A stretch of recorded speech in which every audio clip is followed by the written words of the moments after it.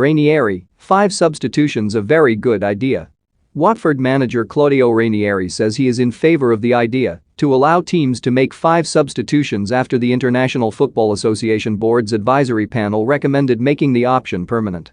An increase to 5 available substitutes was introduced on a temporary basis in May last year and was later extended until the end of 2022, when the World Cup in Qatar will be completed. But the Premier League did not implement the rule in the 2020-21 campaign and reverted back to 3 changes, which remains the case for the current season after clubs voted on the issue. Ranieri, who returned to the Premier League earlier this month, has given the idea his backing. "I think it's a good idea," the Watford boss said. "In England you play so many matches, and if you have the opportunity to change 5 players, it's a good idea. I know very well that big teams change one champion for another champion.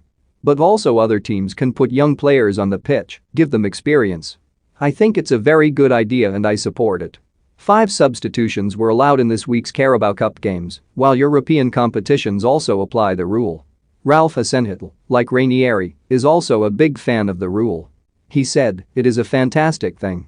I was first speaking about it in Germany, and it was about giving us more opportunities, makes the game even quicker.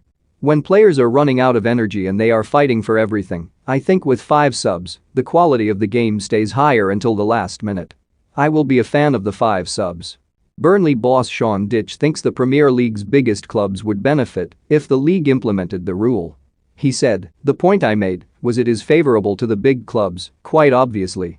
They carry big squads of top players, and it can only be favorable with the more availability of subs, the more they can use, it helps keep the group active and more settled.